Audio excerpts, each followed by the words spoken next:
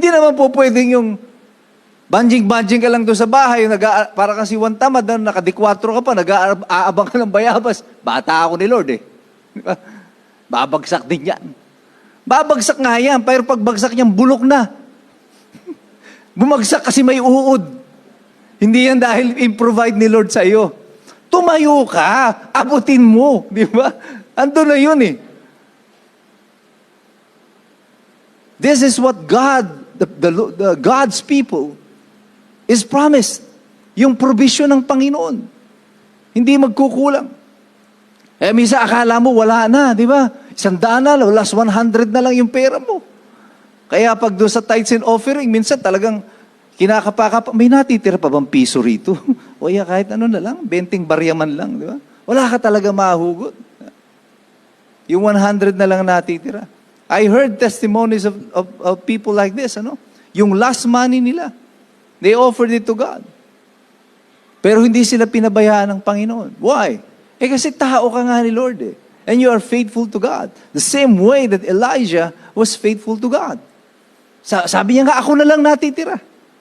Hindi siya nagpatianod. Hindi siya sumuko. Kahit isa na lang siya, tinuloy niya yung gustong ipagawa ng Panginoon sa kanya. And so he remained faithful to God. That's why God's provisions are with him. Kung hindi ka faithful sa Panginoon, don't expect anything also. Hindi ka naman faithful sa Lord eh. Mapagtago ka nga sa Panginoon eh. Di ba? So bakit ka bibigyan ng Panginoon? But Elijah, he gave everything for the Lord. And that's why God is also faithful to him. Now, after the journey, he reached this mountain na pinangako ng Diyos sa kanya. At kakausapin siya ng Panginoon. So Elijah was waiting for the message from God. At nang may dumaan na malakas na hangin. Maingay yun, rumbling yung hangin, nagbabagsakan yung mga bato, nababasag yung mga bato. But the Bible says the voice of God was not in there. And then there was an earthquake, lumindol, yumanig. But the voice of God, still not there. And then there was fire. Umapoy. The voice of God, not yet there. Saan niya nakita yung voice ng Panginoon? It came as a gentle whisper. It came as a gentle whisper. At nung nadinig ni Elijah ito, he pulled back his cloak, covered his face, and stood at the mouth of the cave. And then the Lord said to him, "What are you doing here, Elijah?" Anong ginagawa mo dito, Elijah? That was the gentle voice of God speaking to him. Sa buhay natin, many times, we expect the grand things. You know, when Moses spoke to the Lord, he was in the burning bush. And there was a thunderous voice of God. And tayo, ang expectations natin, pag sinabi nating Diyos ang nagsasalita sa atin, ang expectations natin, it has to be this loud, thundering voice speaking to you. Kailangan yumayanig ang lupa. Kasi boses nga ng Diyos eh. So many people, ang expectations nila, kapag tinig ng Diyos ang pinag-uusapan, kailangan kaya ngayon, uso yung mga worship service na kompleto na, may mga lights, may mga umuusok-usok pa. Hindi mo alam kung nakarating ka sa langit o nasa impyerno ka na kasi umuusok na eh. Di ba? May apoy na ba?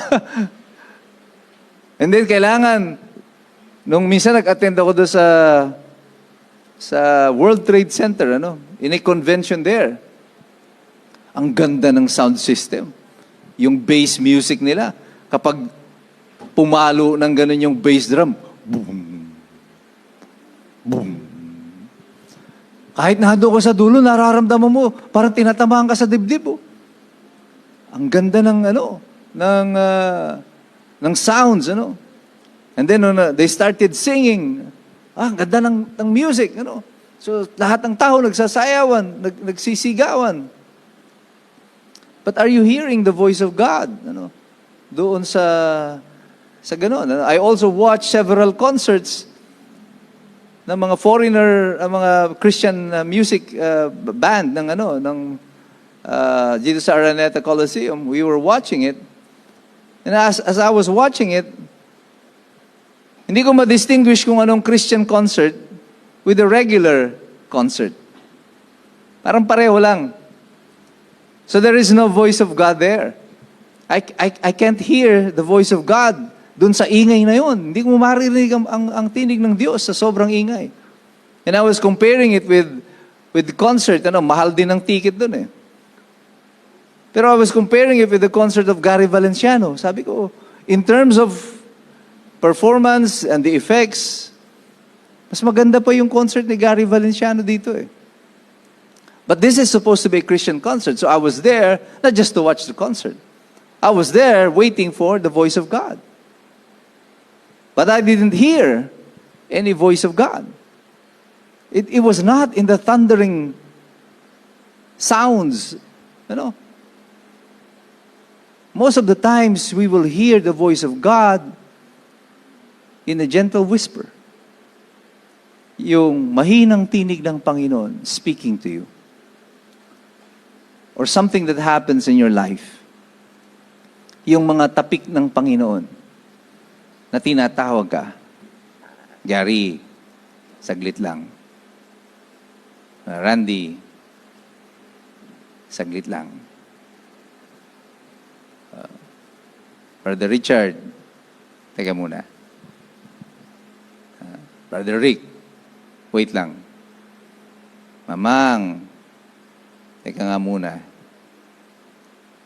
In those gentle whispers, God will be speaking to you. And these are the times where the powerful message of God comes to us.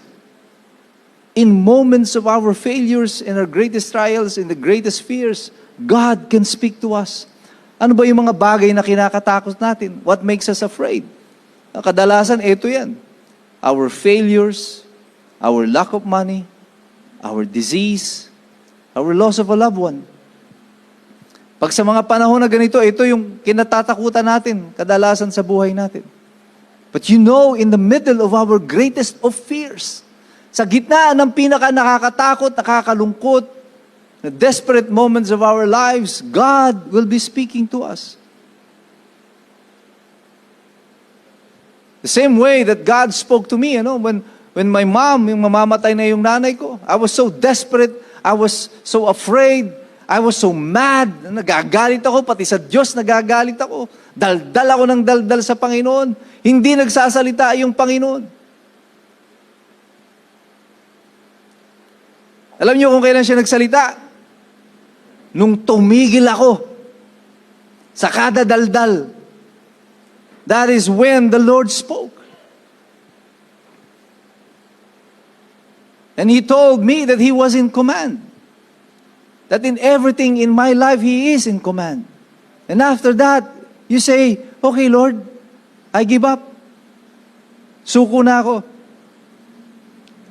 Madalas hindi natin madinig yung tinig ng Diyos even when we are in church.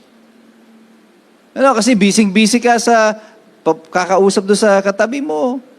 O busy checking your phone, While there is singing, while there is preaching, you're still checking on your phone. Ang chine-check mo habang nasa church ko, yung FB status mo. O yung TikTok mo. O ilan na yung views. Di ba? How can you hear the voice of God? Hindi naman po sa ako isa nagyayabang, but pwedeng gamitin ng Diyos ang tinig ko. This is my role. And those of you who are watching us in FB Live, kahit madinig ito mamaya, maybe God is using my voice to reach out to you. But here is God's question to each and every one of us. If you are going to church, pumupunta ka sa simbahan today, or you're attending online churches, or going to whatever religious events that you want to go to, God is asking you now, tinatanong ka ng Diyos. Parang tinanong niyo si Elijah, Elijah, bakit ka nandito? Why are you here? And that is a question we all have to answer. When we go to church, God is asking you, why are you here? When you go to your family, you go to any event, wherever you go, there is a voice of God asking you, why are you here? You think you're in this church because you just wanted to? No. God has a purpose. Kahit na nga lumayo ka na sa church, lumayo ka na sa Panginoon, and still, He draws you back. He draws you near. And then He is asking you, bakit nandito ka?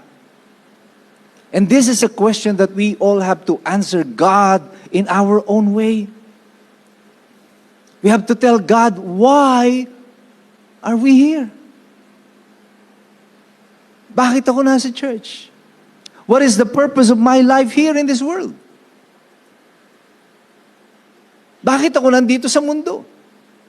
To eat, drink, and be merry? Maging masaya, kumain lang, at tapos bahala na. Bakit ako nasa church? Para makita ko ng tao na nasa church ako, na nag-church pa rin ako. Is that the purpose of our church? No. But that is something that you would have to answer to God. Sa tanong ng Diyos sa iyo, bakit ka naririto, ikaw ang sasagot. Kaya ngayon, sasaliksikin natin ang ating mga sarili. Bakit nga ba ako naririto? Ako ba'y natatakot? Ako ba'y may problema? Ako ba'y may kulang sa buhay? But you know, God, in the middle of our greatest fears, God will always be there to provide. Sa gitna ng pinakamalaking takot natin sa buhay, pwedeng manahan ng Diyos at madidinig mo yung tinig ng Diyos. At siya pa rin ang magbibigay sa iyo ng lahat ng kailangan mo. God will be there to provide for your needs. So don't be afraid. Yes, you will fail. Yes, you will have troubles. Yes, you have wants, you have needs. Yes, you will be lacking in many things. Maraming kulang pa rin sa buhay mo. But just like Elijah, God will provide for your journey. Nasabi ng Diyos, Elijah traveled for 40 days. Before narating niya yung destination niya, he has nothing. Wala siyang backpack, wala siyang pagkain, wala pang Grab nung panahon na yun. It was all God providing for his needs until he can complete his journey. Our life is a journey, mga kapatid. This life that we are on today is a journey. This is not everything. This is just a journey. Ito'y isang paglalakbay lang. Because after this, there's an ultimate destination for all of us. Yung buhay na walang hanggan. Yun ang inaabangan natin. And when the Lord asks you, why are you here? Why are you here? Ako, my response will be, Lord, I am here to serve. I am here to praise. I am here to worship you. Because I want your promise of eternal life. I want His promise of eternal life. Why would I want to stay in this world? Bakit gugustuhin kong mabuhay dito sa mundong ito ng matagal pa? Nakikita mo yung mahigit 100 taong ka na? Pero mukha ka ng walking dead. Diba? Why would you want a life of 100 years? I want a life to be with God. Mas gusto ko yung buhay na kasama siya. Diba? Yung buhay sa langit, yun ang inaabangan ko. This is why we are here. And our purpose today is to reach the unreachable, to invite the uninvited, and to love the unloved. That's why we're here. That's why we are not giving up. Kaya hindi tayo humihinto. Yes, there will be days of trouble. Yes. Marami pa pong dadating sa Pilipinas, sa buhay natin, sa panahon na ito. But we will not fear.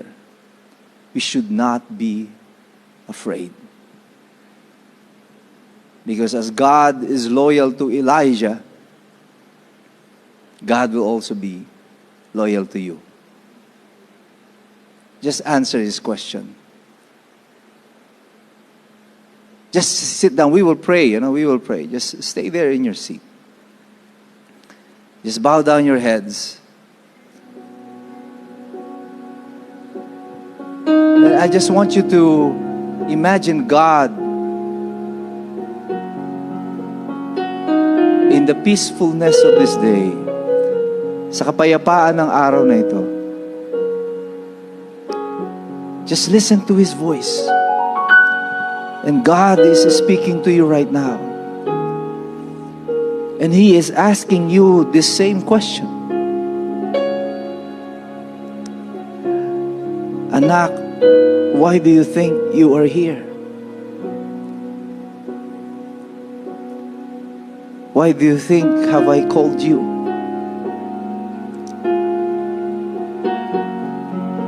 Why did I put you in that seat?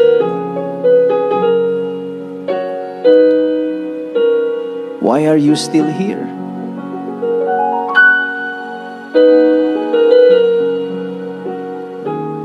And I just want you all to embrace this question from the Lord. Saliksikin niyo ang inyong mga sarili sa tanong na ito ng Panginoon. Bakit ka naririto? Bakit ka naririto pa?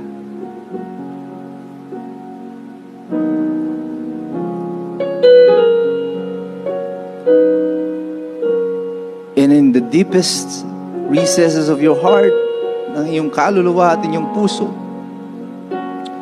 sasagutin natin ang Panginoon. Oh, hallelujah. Lord, we are here. I am here. Because, just tell God your answer today. Speak to the Lord why you are here. Oh, hallelujah. Lord. Oh, we praise you, Lord Jesus. Oh, hallelujah, Lord. Yes, Lord.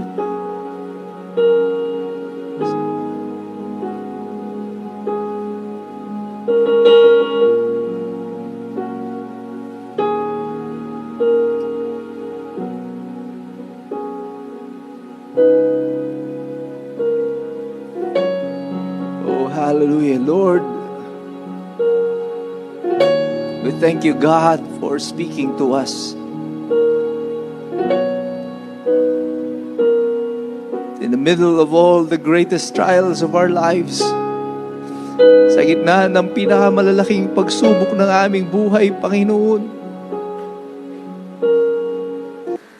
in the middle of all our greatest fears and frustrations, you stood there beside us, Lord.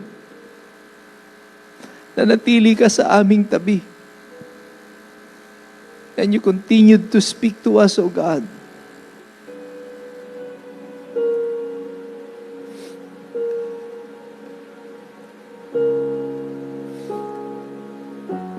Panginoon, wag mong hayaan ng aming mga takot, Panginoon,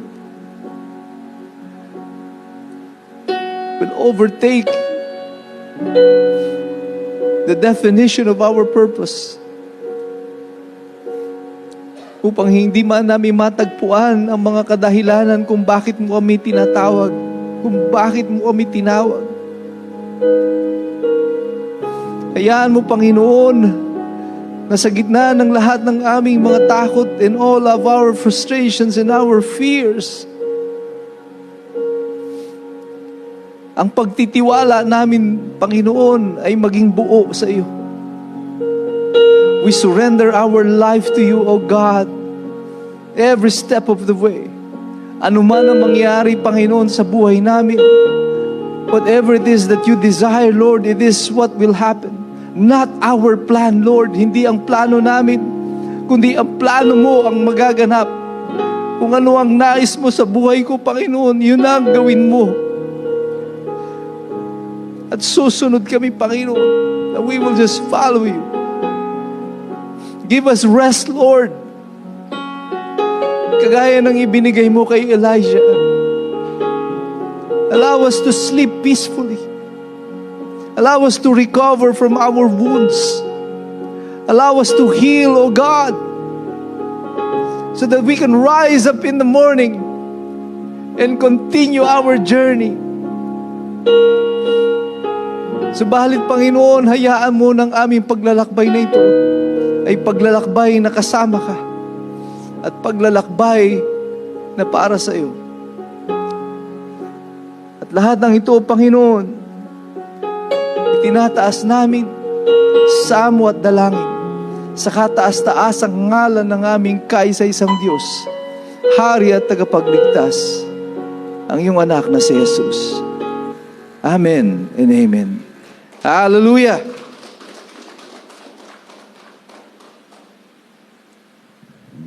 Bilis ng araw, ano? Today is the first Sunday, so before we go to our offering, let us celebrate first yung ating Santa Cena. And pwede na po kayong tumayo to get the bread and the wine.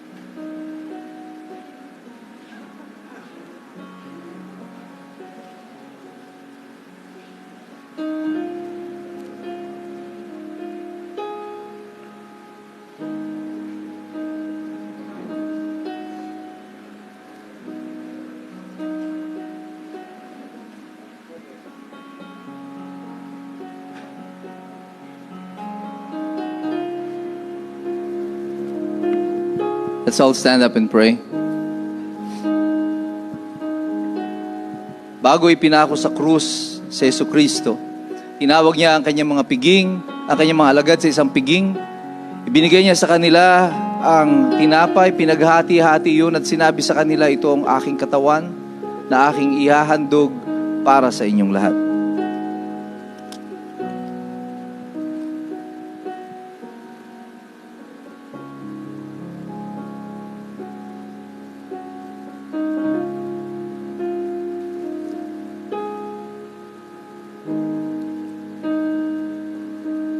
Kinuha din niya ang alak, pinamahagi yun sa kanyang mga alagad at sinabing, ito ang aking dugo, ang dugo ng bago at walang hanggang tipan, na ngayon ay ibubuhos para sa kapatawaran ng iyong mga kasalanan. Gawin niyo ito bilang pag-alala sa akin. Salamat, Panginoon, sa katawan at dugong inialay mo para sa aming lahat. Amen.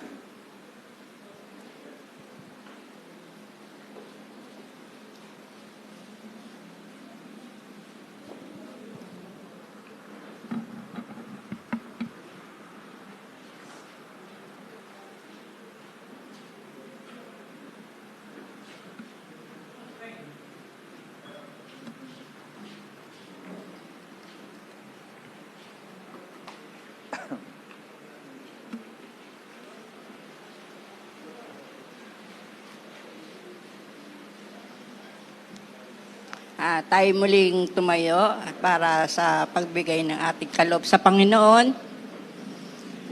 Hallelujah, Lord. Salamat, Lord, sa umagang ito, Panginoon, na ibinigay mo sa amin, O Diyos. Salamat, Lord, sa salita mo na aming narinig, na tinig mo, O Diyos, nagmula sa aming pastor, O Diyos. Lord, salamat, napakabuti mo, Panginoon. Ang mga salita mo ang nagbibigay sa amin ng lakas upang magpatuloy, Panginoon, sa buhay na ito, Panginoon. Dahil ikaw ang aming Diyos na makapangyarihan na hindi nagbabago, O Diyos. Sa aming pagbibigay, Lord, sa biyayang ipinagkaloob mo sa amin, Lord. Lord, pagpalain mo, Panginoon, ang bawat isa, Panginoon. At upang makapagbigay kami, Panginoon, sa iyong gawain, O Diyos, upang magpatuloy ang mga misteryo ng simbahan, O Diyos. Kaya Lord, salamat sa kabutihan mo, Panginoon. Tinataas ka namin, Panginoon. Pinupuri sa iyong pangalan. Sa pangalan ni Jesus. Amen. Yan, kagaya po ng dati, yung ating offering ay iiwanan na lang natin doon sa ating offering basket on our way out. Yan, so may announcements po ba tayo?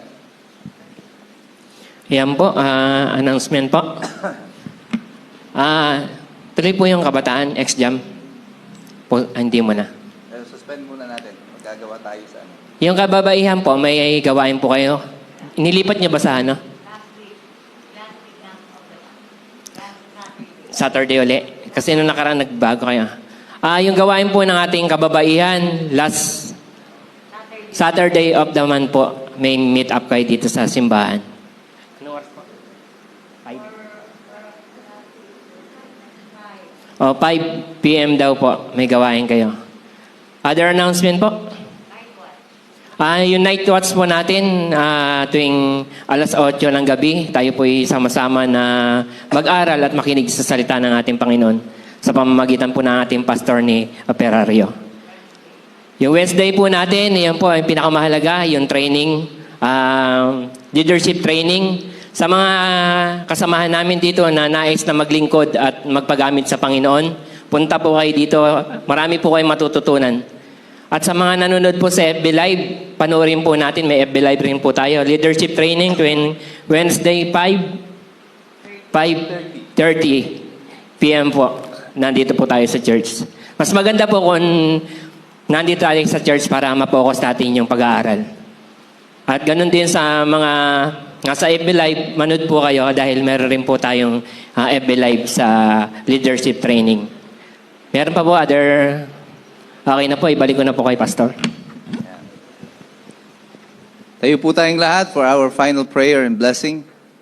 Heavenly Father, we thank you, Lord God, for this day. Sa araw na ito na kami ginamit mo, pinapunta mo sa lugar na ito. At sana, Panginoon, sa aming pag-uwi, muli ay linisin mo ng iyong mga anghel ang aming daraanan upang makarating kami ng ligtas sa aming mga tahanan at mga lugar pa na pupuntahan. Kasama, Panginoon, at buo ang aming pag-asa at panalangin na sa susunod na linggo, babalik kami sa lugar na ito kasama ang mga taong pinagkatiwala mo at ipagkakatiwala mo pa sa amin. Naway ang pagpapala ng Ama, ang pag-ibig ng Anak, at ang paggabay ng Espiritu Santo ay sumaating lahat. At ang lahat ng niligtas ng Panginoon, sumigaw ng Amen!